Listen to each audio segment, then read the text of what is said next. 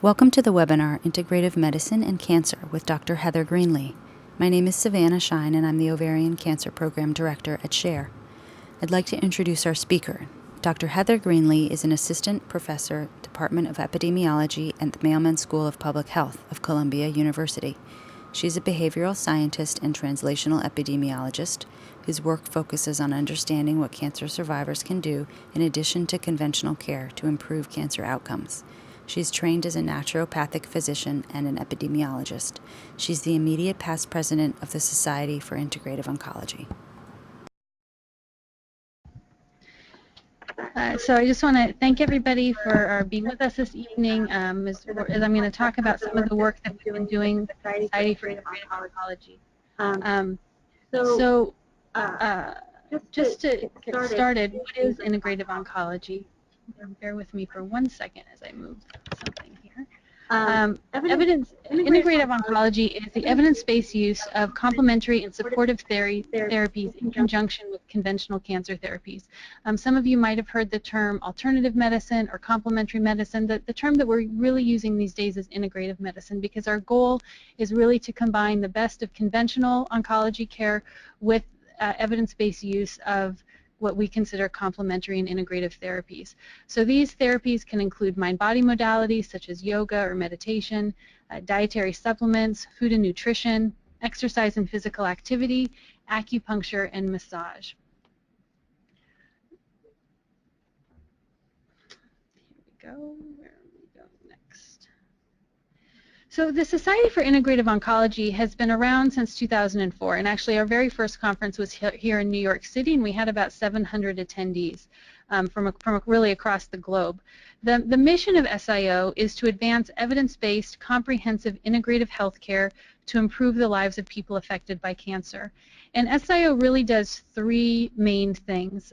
We recently, over the past few years, we've created a series of clinical practice guidelines, and so what I'm going to be talking to you about today are the guidelines that came out specifically for breast cancer, but I think some of the findings here apply to ovarian cancer certainly as well. We hold a conference annually that is a mix of researchers, clinicians, patients, and patient advocates, and Eva Sampaio attended our most recent conference in Houston last year, and I'll have a slide at the end that talks about our upcoming conference in Boston, and so it's a really great place to find out what the latest research is showing about these various therapies. And then we have a website, and we've recently redesigned our website to try to provide more information for both patients and clinicians and researchers to give people access to the latest information out there on integrative therapies. So today I'm going to spend time talking about these clinical practice guidelines, and so I wanted to spend a little bit of time sharing with you what clinical practice guidelines are. And the Institute of Medicine, which is a major decision-making or recommendation-making body in the United States, state that clinical practice guidelines are statements that include recommendations intended to optimize patient care that are informed by a systematic review of evidence and an assessment of the benefits and harms of alternative care options. The idea really is to provide and to create evidence-based clinical practice guidelines that can help both patients and clinicians make decisions when they're deciding on what medical care to follow. So SIO has a history of... Sorry, go ahead. It's not working right. It's not. Oh. Excuse us for a minute. We're having technical difficulties. Why isn't it advancing? What's this over here? That was this.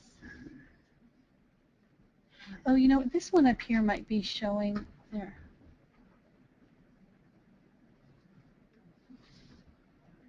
Yeah.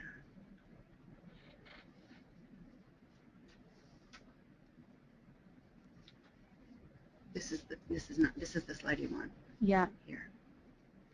That's odd that it's not mirroring.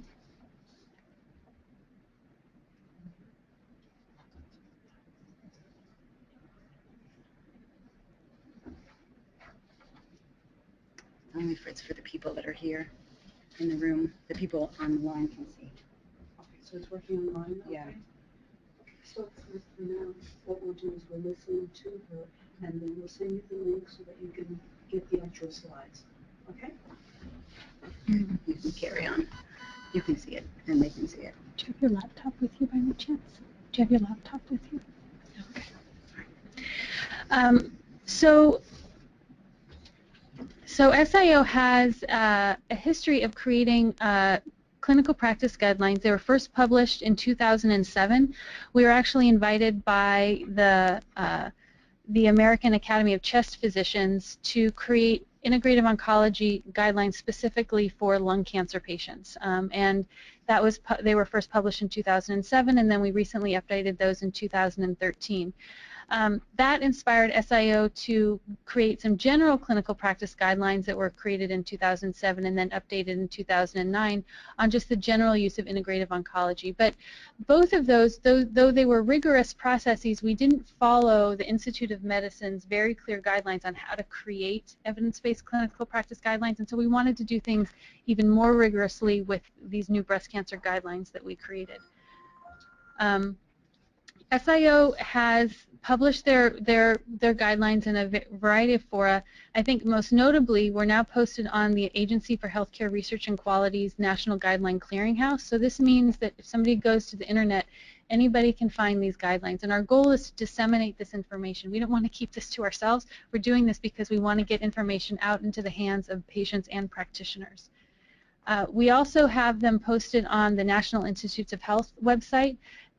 In the 1990s, the National Institutes of Health created the National Center for Complement, or actually it started out as the Office of Alternative Medicine, which then became the National Center for Complementary and Alternative Medicine.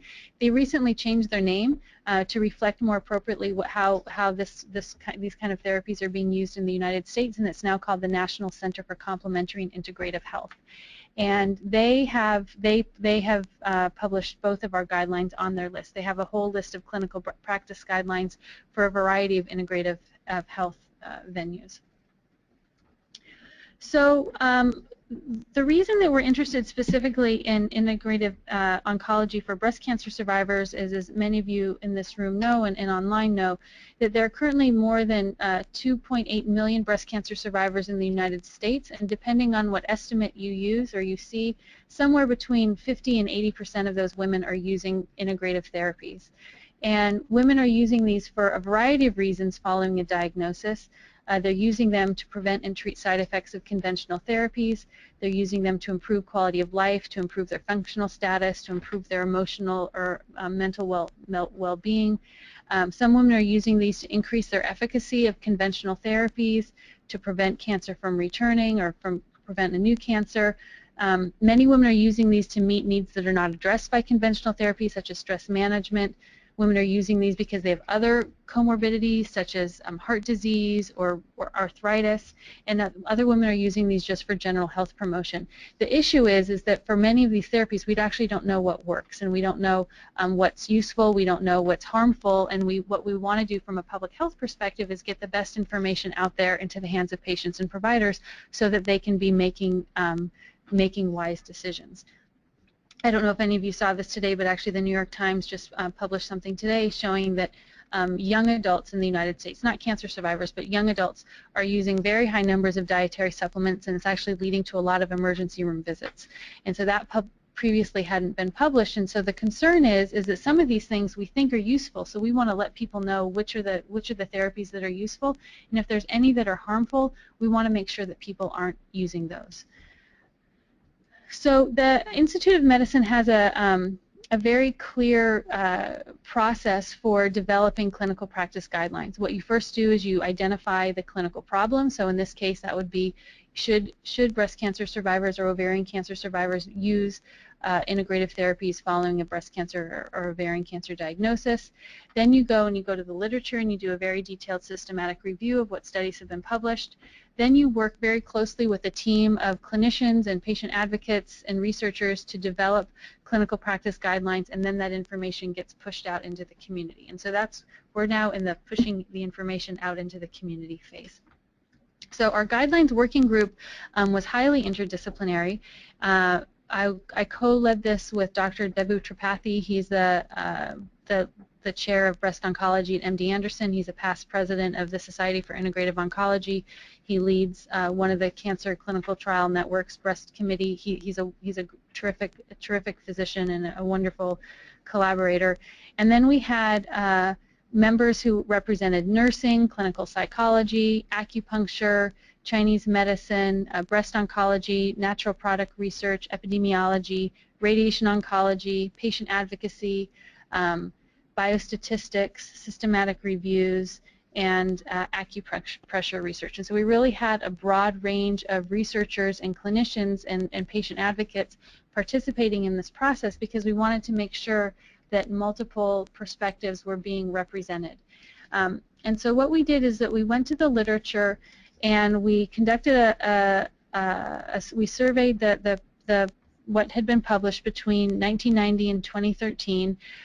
We looked for articles that had all been published in English and where that either the majority of the patients reported in the study were breast cancer patients or that the results were reported separately for breast cancer patients. And what we wanted to do is to find studies that were testing in a randomized controlled trial the use of an integrative modality as an intervention either during surgery, during chemotherapy, during radiation therapy, or during hormonal therapy. So we wanted to really test, we wanted to go to the literature to say, what really does the literature say about the use of these therapies during breast cancer treatment?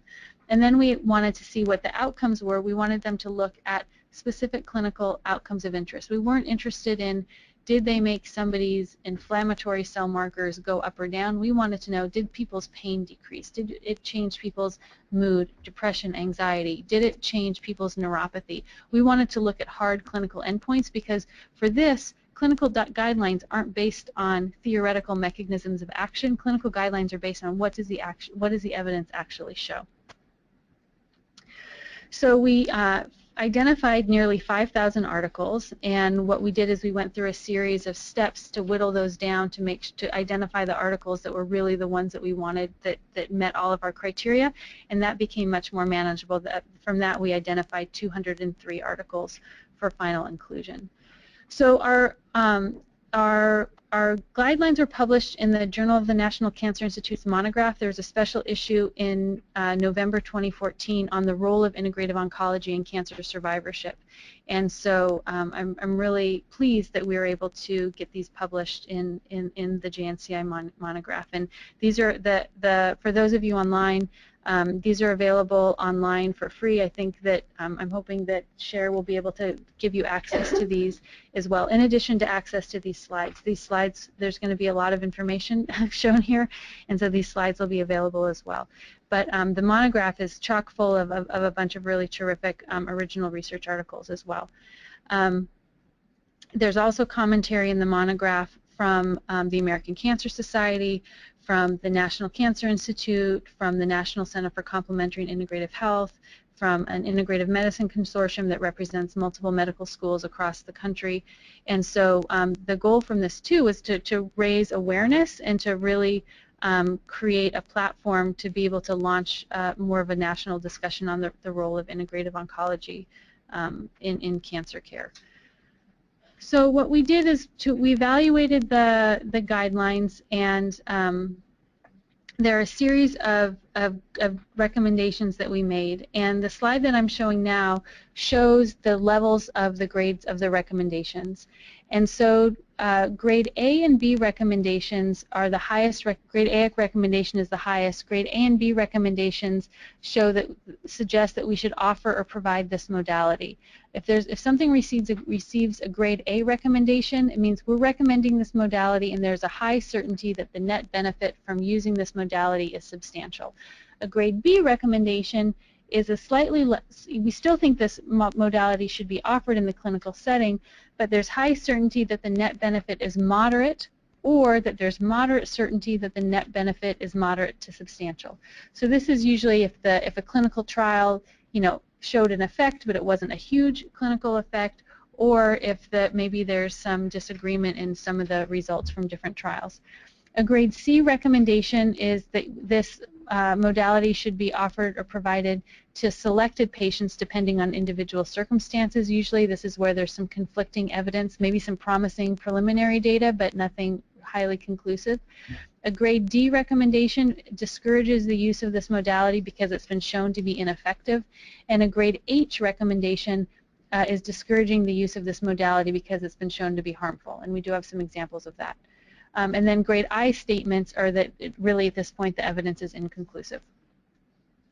So going through, what I'm going to do now is there's a series of slides that review the specific recommendations that we're able to make, and I'm happy to say that the evidence now is substantial enough that we're able to make some specific clinical recommendations.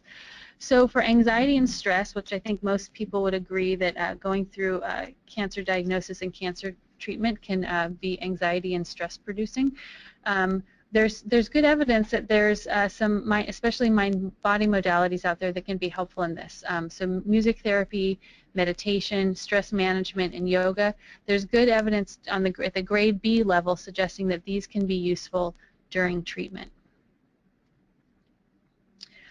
There's grade C level evidence. Again, this is where evidence is inconclusive at this point, but it's there's a suggestion of a possible benefit on the use of acupuncture, massage, and relaxation therapies specifically for anxiety and stress reduction. For depression and mood, I think a lot of you know that many women face challenges with depression and mood disorders following a breast cancer diagnosis. There's grade A evidence, so this is the highest level of recommendation showing that meditation, relaxation, and yoga can be useful. And actually, since these guidelines have been published, even more evidence has come out to that effect. And that we have grade B evidence on the use of massage and music therapy to improve women's depression and mood following a diagnosis. We have grade C level evidence for depression and mood on acupuncture, healing touch, and stress management. And so again, the good news about many of these mind-body modalities that we're talking about is that these all have very low risk profiles for the most. There's very little risk involved with acupuncture. There's very little risk with any of the massage or healing touch modalities, and very little risk with things like stress management and yoga. Now for fatigue, which is challenging for many women, we have grade B level evidence for something called energy conservation counseling, and so this is where women just manage the amount of energy that they expend during a day.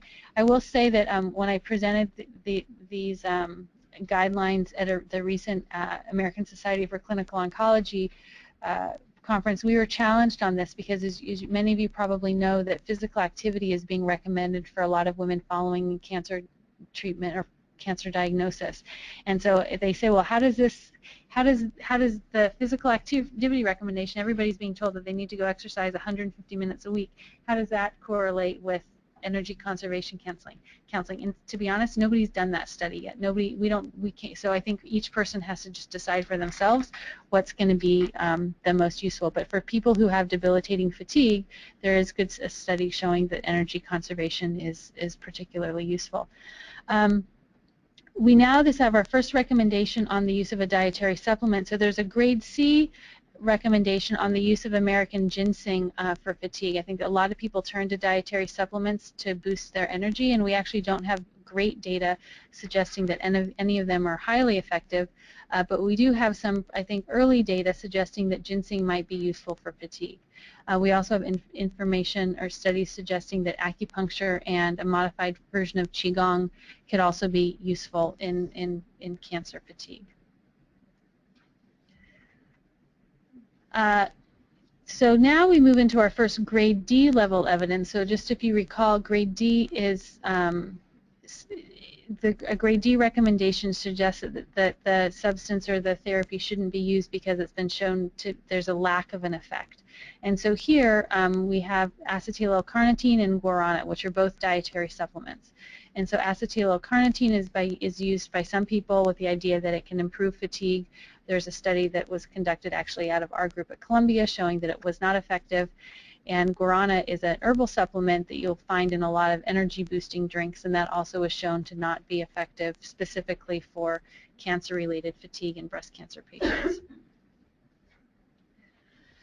Sleep, I think there's an increasing amount of interest in sleep research, and there's some grade C level evidence now on the use of stress management and gentle yoga to improve sleep. So again, these are therapies with very low risk profiles. And we have grade A level evidence to improve quality of life and physical functioning using meditation. And so the people in the room can't see the slides, but this is one of my favorite slides because it's a woman meditating on the subway. I think it's the A train. And so it shows that you can meditate anywhere. You don't have to go to a remote spa in the middle of the Catskills. You can do it anywhere in New York City.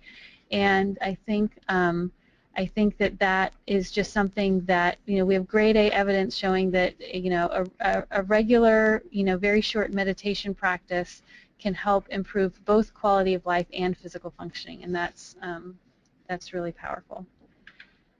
So we have, there's grade C level evidence on a variety of other quality of life and physical functioning parameters, and again, grade C is where we have some preliminary information, but it's not highly conclusive.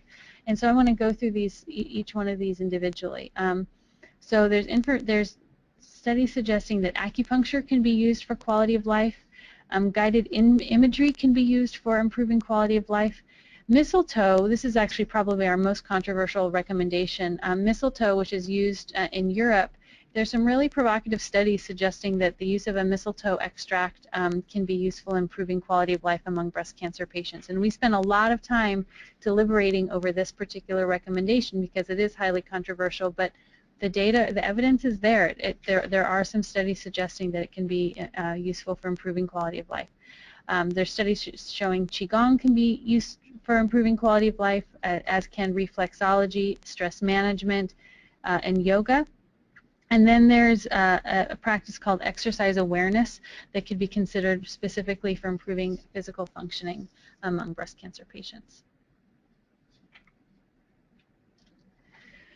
A lot of, as many of you know who've gone through chemotherapy, chemotherapy-induced nausea and vomiting is not always controlled by the current medications that are available. And so there's studies showing that and with grade B level evidence, that both acupressure and electroacupuncture can be particularly useful for controlling nausea and vomiting during chemotherapy. And so many patients, who are going through chemotherapy are not interested in taking another prescription medication, and so I think that this is an option that some people definitely are interested in pursuing. And an increasing number of cancer centers are offering acupuncture in the chemotherapy infusions care setting. It's growing in practice. I'd say here in New York City there's a variable level of acupuncture being offered to inpatients and outpatients at different cancer centers, but it is becoming more common. So we also have grade for CINV, or chemotherapy-induced nausea and vomiting. We also have grade C level evidence for ginger. So ginger is something that I think, a lot of women take ginger for nausea and vomiting during pregnancy. For some people, there's C level evidence on the use of ginger for chemotherapy-induced nausea and vomiting. There's also something called progressive muscle relaxation, and so this is a mind-body technique that people can be taught that doesn't require ingesting anything, that can help reduce their nausea and vomiting during treatment. This is another grade D recommendation. Some people use glutamine with the idea that this can help nausea and vomiting, and there's evidence suggesting that it's not effective. And so when patients are wondering what they should use and what they shouldn't use, I think there's fairly conclusive evidence at this point that glutamine does not work. The next set of recommendations are all about pain, and so unfortunately, we don't have any grade A or B recommendations at this point about these various modalities for pain, but we do, and partly that's just because this is a new area of research and we don't have a very large body of studies to draw from. But what we have is that we have a list of modalities that are useful from a grade C perspective. So Grade C for energy and sleep enhancement can be considered for pain associated with chemotherapy. Massage and healing touch can be used for pain, as can music therapy, a physical training program, hypnosis, acupuncture, and electroacupuncture. We're actually conducting a very large-scale, multi-site clinical trial of the use of acupuncture for aromatase inhibitor-induced musculoskeletal symptoms or joint aromatase inhibitor-induced joint pain in breast cancer patients. And so we'll have the results from that trial hopefully in a year and a half or 2 years. And but the idea is that there's some preliminary evidence. Usually for grade C evidence, it means that there's small-scale pilot studies or single institution studies, and we're hoping to be able to do some of these larger-scale studies to really test some of these promising therapies. The next set of recommendations are related to neuropathy. So many of you know that chemotherapy-induced peripheral neuropathy, or CIPN, is very common with some of the chemotherapy regimens, and it's a very challenging condition for patients. And so unfortunately, we conducted a study at Columbia. Well, it's not unfortunate that we conducted the study. Our results were unfortunate. There's an idea that acetyl-L-carnitine, which has been used for diabetic patients to treat peripheral neuropathy successfully, we wanted to test that in cancer patients to see if it could prevent peripheral neuropathy among cancer patients. So we conducted a large-scale multi-site trial here at Columbia. It was based out of Columbia, but it was conducted across the country. And what we found actually is that acetyl-carnitine made the women who were randomized to receive the acetyl-carnitine did worse, and so they actually had more neuropathy. And so this is really our study results have been highlighted in multiple areas as really as a word of caution, saying, you know, oftentimes people say, oh, it's a natural supplement, how can it do anything wrong, you know, how could this be harmful? And this really paused us. And it wasn't a super high dose, it wasn't you know, nobody anticipated that this is really what the result. So this highlights, one, the need for us to do more studies like this, and two, to acknowledge that these aren't necessarily all, you know, quote-unquote safe and natural products. Some of these might cause harm. At this point, I just want to point out that patients are, because CIPN is such a persistent problem for so many people, women are trying a lot of different things, both with ovarian cancer patients and breast cancer patients. And at this point, I just want to point out, we really have insufficient evidence to make any recommendations on the use of acupuncture, vitamin D, vitamin B, omega-3 fatty acids, or vitamin E. A lot of these are commonly used by patients thinking that they're improving CIPN or preventing CIPN, and right now we don't have studies to support the use of these either way. Another challenge that many women face is lymphedema following surgery. And there's grade C level evidence on the use of laser therapy for treating lymphedema, and also manual lymphatic drainage. And this is especially when compression bandaging isn't useful. So compression bandaging works for many women, but for the women where it doesn't work, there's good data showing that manual lymphatic drainage can be very helpful. Hot flashes are a challenge for many women. At this point, we have grade C level evidence for acupuncture and electroacupuncture, and actually a new study was just published in the journal Clinical Oncology showing that acupuncture can be useful for hot flashes in breast cancer patients. A lot of women have questions about soy and whether or not they should be using soy, and is soy helpful or soy harmful, and we could do a whole specific webinar about soy sometime. But at this point, soy is not recommended for the treatment of hot flashes in breast cancer patients due to lack of effect. So at this point, there's really no evidence showing that that soy is beneficial. There's a lot of anecdotal information out there saying that it is, but at this point, the studies have not shown that to be true. And we know, you know, then that calls into a question the idea of a placebo response. You know, are women having improvements in hot flashes because of a real biological effect, or is it something going on with some sort of perceived placebo response? The last recommendation is about acute skin reaction from radiation. At this point, we don't have anything to offer for this other than grade D recommendations saying that these are not effective. So both aloe vera gel and hyaluronic acid cream, neither can be recommended as a standard therapy to prevent radiation skin reactions because they've been shown to be ineffective. So I want to wrap up just you know, with some strengths, limitations, and caveats. So what we were able to do in these recommendations, and those people in the room here have a copy of the recommendations in front of them, and these will be available online to all of you, and they're available online now if you do a quick search on the internet. What we were able to do is provide an up-to-date summary of the randomized controlled trials that have been published in this particular topic on the use of integrative therapies during breast cancer treatment. We're able to use a really defined grading system that was based on what the Institute of Medicine suggests. And what we hope that this does is this provides a tool for both patients and clinicians to be able to make decisions on what to use. As with any publication, there are limitations. So we might have missed some trials. We might have we didn't include all modalities. Actually, one modality that we specifically did not include was spirituality, and we actually received a lot of pushback from patient advocates on that.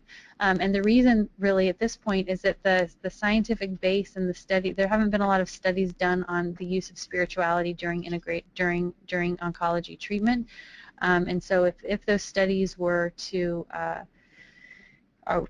occur, we could certainly include those in future areas, but there's also an idea whether or not spirituality should really be considered integrative medicine, or spirituality is in another domain in itself. I think clearly this points that there's a huge number of things. I'm sure all of you around this room and online can think of a number of things that you know of cancer patients using that I didn't talk about, and if I didn't talk about it, it means the evidence just isn't there yet for us to be able to make a conclusive recommendation. So we clearly need more trials in the future to standardize therapies and to test many of the currently untested therapies. And then I think finally, I think it's very important for these guidelines. Guidelines are just guidelines. They're not absolute. And so anytime a clinician or a patient or a clinician-patient pair are making decisions about what to use or what to recommend, it really does require shared decision-making and a risk-benefit analysis that really depends on a patient's individual situation. And I think with anything, it's really important if patients and their clinicians decide to go ahead and to use some of these therapies, it's very important to have follow-up care to talk about whether or not they think that these therapies are working and whether or not they're causing any benefits or any potential harms. And I think oftentimes people use these and then there isn't any follow-up care because they're often not used as part of standard medical practice. And I think that that needs to be changed, because patients, if they're going to be using these, they do need to have follow-up care on these. So what we're doing now is that we're disseminating this information. We've got this information out to media outlets. Very happy that we are in Time Magazine. We're getting these into national guideline repositories. And we have the slides that are posted on the SIO website, but they're also going to be posted on the SHARE website as well. So in conclusion, our hope is that clinical practice guidelines provide an aid to making complex clinical decisions. It will improve the ability, our goal is for it to improve the ability for patients and clinicians to make healthcare decisions. At this point, that we now have a body of evidence that supports the routine use of selective integrative modalities in the oncology setting, and I think that you know, from a clinical practice standpoint, we're trying to get this information out to cancer centers so that cancer centers can start implementing these therapies that have been shown to be effective, especially in areas where conventional medicine doesn't have any particularly good options. And then SIO as an organization, we really aim to be the leader in developing trustworthy guidelines focused on integrative oncology. So for those of you online, you can see now a slide that shows our conference that's coming up in Boston in November. We're very excited. We're having our first ever joint conference with the Acupuncture Society and the Fascia Society. That's going to be on November 14th, and then on November 15th and 16th, we're going to have our conference, our full regular conference in Boston. And patients and patient advocates are certainly welcome to attend, and it's great to have participation from folks from all different backgrounds. There's some information here on contact information for the Society for Integrative Oncology, and you can see here that we have a website, integrativeonc.com. If you have any questions, you can email the SIO team, and they'd be happy to point you in the right direction. And then my very last slide, I just want to make everybody aware of a study that we're opening up here at Columbia University. I know that some folks on the webinar might not be local to the New York metropolitan area, but we have a new study at Columbia that's focused specifically on Latina breast cancer survivors, and we're really interested in testing the effect of an intervention to promote a healthy diet and physical activity for Latinas. And this is open to any breast cancer survivor who self-identifies as Latina or Hispanic. Everybody who participates gets a Fitbit, and our idea is to teach women, and we actually collaborate with one of our community partners that you might know, Cook for Your Life. And what we do here is our goal is to teach women how to eat a healthy diet and how to be physically active to meet the American Cancer Society recommendations for a healthy lifestyle following a breast cancer diagnosis. And so we're really excited about this. So if anybody is interested, they can contact us. The phone number is here, listed here, and there's an email address to meet our study coordinator, Amanda Maran Shalom. And we're really excited about this study because our goal is, similar to these guidelines that we put together. Our goal is really to get information out to cancer survivors themselves on what they can do in addition to receiving the absolute best medical care possible. We want to let women know what are the things that they can do themselves to help improve their quality of life going forward. So thank you very much for the opportunity to present our work to you, and I am happy to take any and all questions. I'm going to just move this microphone just right here. Yep. Okay, so the first question we have is how, now that there is evidence-based, how can we get insurance companies to cover grades A and B? Yeah, well, so that's a really good question. So that's one of the reasons why we keep saying we have to do more studies. So so one of the reasons we're doing this large-scale study of acupuncture is that for joint pain is that we have some small-scale studies have shown that it's been beneficial, but we don't have any large-scale studies, and so really what we need to have is a definitive body of evidence to show that something that is useful, and then we go and approach the insurance companies and Medicare and Medicaid to see what they'll do. But it's a health policy changes take a very long time, but that's our goal with all of these. So once we identify what's useful, then we need to figure out how to get the paying system figured out. And so for neuropathy, what is working? Well, that's the question. So let me go back to my slides here. Let's see. Go back to my neuropathy slide. So at this point, we don't have anything. We don't have any recommendations for neuropathy. So Columbia actually just undertook a very large, we just received a very large foundation gift to really increase the neuropathy research, and it's been a really great endeavor. There's population scientists, basic scientists, clinicians working together to try to identify who's most at risk for developing neuropathy and then identify strategies to treat neuropathy. But at this point, there aren't a lot of options, at least in the integrative medicine world, for neuropathy with patients. So it's a big problem. Have Chinese herbs been included as part of integrative therapies? If not, why? Chinese herbs are very much a part of integrative therapy. The issue is that there haven't been a lot of studies done on Chinese herbs where there's a large enough body of evidence to be able to look at them systematically. So there's a huge amount of interest in Chinese herbs. When I teach a course up at Columbia on how to study integrative medicine from a medical perspective, and Chinese herbs are very tricky because if you go to a Chinese medical practitioner or Chinese medical herbalist, each person receives a very individualized formula. And so it's possible to study that approach, but it's just complicated to study that approach. And most of these, if you look, most of the trials that we're reporting on are single agent trials. Well, most Chinese herbalists would never prescribe a single herb to their patients. And so there's some complications there. It's possible to do, but we need to do some large-scale studies. And there's some concern that, I have some training in Chinese medicine, and there's people who practice Chinese medicine and use Chinese medicine do not necessarily at this point represent the whole United States population, and so if we're looking at, we only have a limited number of resources of what we can study, we have to really focus it. But I think there's a lot of interesting potential. In fact, I mean, I don't know if you know this, but a Nobel Prize was just awarded to a Chinese medical doctor for malaria treatment, so it's very interesting. In what ways does mistletoe improve quality of life? So quality of life studies are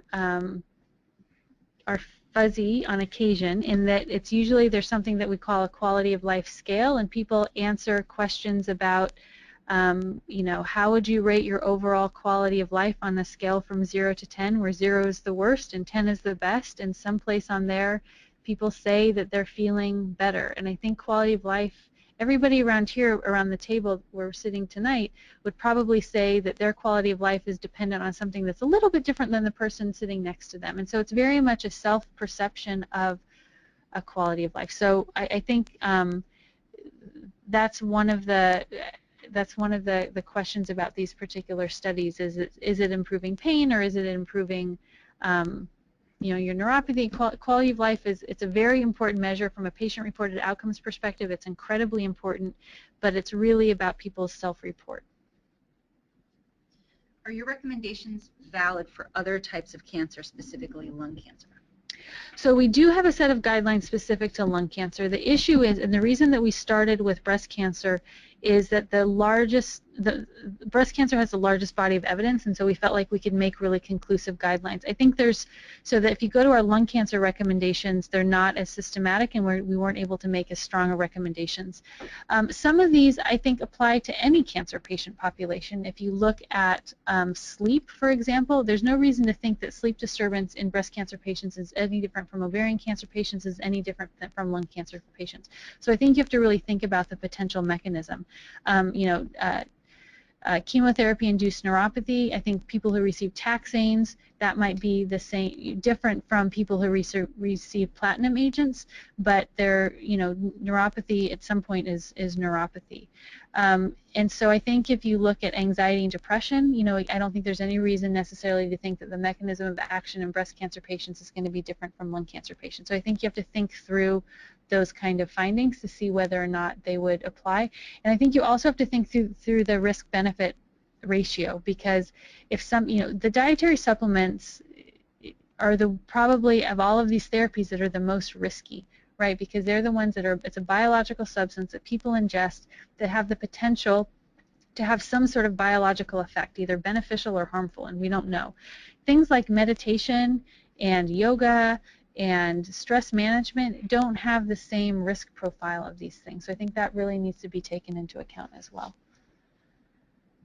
Since insurance coverage is lacking and not likely to be available in the near future, what suggestions or recommendations do you have for patients who hear this information but don't have or have limited access or financial means of accessing this? So I think that's a really good question. So there are, at least in New York City, there's some interesting models of care. In acupuncture circles, there's now something called community acupuncture. And so a lot of acupuncture practices used to be, let me back up a minute. If you go to China and receive acupuncture in China, you usually go into a large room with a lot of people with their clothes on, laying on tables with needles sticking in them, and it's not a spa-like thing. When acupuncture first came to the U.S., it was very much a spa-like event, and you can still go to that, and it's very quiet, and there's music playing in the background, and the lights are dim. That is not how Chinese hospitals or Chinese acupuncture clinics work. So there's this idea now, and it was becoming a modality that was only available to the wealthy, because acupuncture, at least in New York City, can be really expensive. So there's these new models of community acupuncture where people can go, and acupuncturists have set up these not open air, but these open rooms where people can, 20 people can be receiving acupuncture at the same time. And what that allows for is for the costs for the acupuncturists to go down. Their rent costs go down, and it allows them to provide more acupuncture to more people in a cost-effective way. So there's places in New York City where you can receive acupuncture for $45 a pop instead of $180 a pop. And I know there's some places where you can get acupuncture for $25. A lot of the acupuncture schools also have discounted acupuncture therapies as well. I'd say, for things like Yoga, there's inexpensive yoga classes available around New York City. There's one called Yoga to the People that I think they charge $10. And again, it's not high-end $30 yoga classes that people go to. There's a lot of information. There's yoga online that people can access through videos and online programs as well. I think in terms of the dietary supplements, I think they certainly people get a lot of information from healthcare for health food stores. I think that information really needs to come from clinicians and people who are really trained. So I think that's one area not to get information specifically from the internet. I think it's really important to get that from well-trained providers.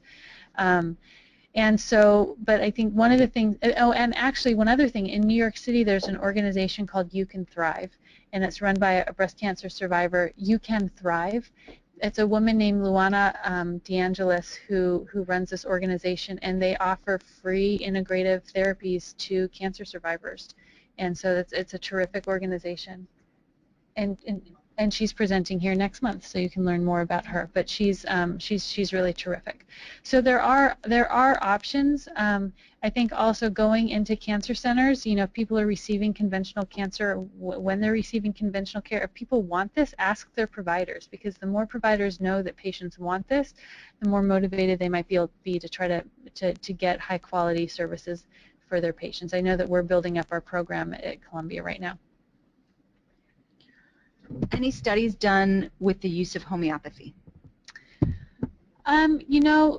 There aren't a lot of studies on homeopathy, and there certainly haven't been any. There are some, but at this point the evidence isn't strong enough to be able to make any recommendations specifically in cancer. Homeopathy is interesting. It's very controversial about what the mechanism of action might be, and at this point there have not been any large-scale clinical trials in breast cancer, the setting of breast cancer, to show any effect. Any other questions? So the question is, why are we focusing specifically on Latinas for this particular study? The reason is, so up at Columbia University Medical Center, about 40% of our breast cancer patients are Latina. And they tend not to be able, similar to the access question, they tend not to be able to access, most of the women, at least that come to our group or to our center, can't afford to pay a private nutritionist or go pay for a gym on their own, and the cancer centers don't often just provide those services to patients. And so we really want to study a method that's really a community-based method to see how we can get effectively teach women how to, or if we can effectively teach women how to improve their diet and improve their physical activity. And we think that if we can, and this is we've done studies in this population previously, the average income for our women, their average annual household income is less than $15,000 a year. And so these are not women with a lot of extra resources at their disposal. And so and I think something like 60% of our women have been receiving some kind of food stamps or food assistance benefits. And so we want to see if we can take this group of women who don't have a lot of financial resources at their disposal, and if we can show them, if we can identify an effective model for them to make behavior changes with diet and physical activity, then we can take what we learn and we can apply it to other populations. But right now we do a lot of, this area of research is called health disparities. We do a lot of research in this area particularly. But we're open to conducting other studies. There's a lot of work to be done here.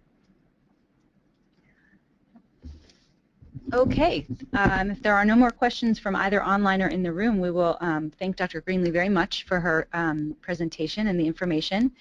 We will be posting a recording of this webinar as well as the slides for those that missed them, and the article on our SHARE website. Likely the week after next is when it will go up. And if you have any questions, you can just check our website. We'll also send emails out to letting you know that that it's been posted. So thank you so much for your time. Great, you're welcome.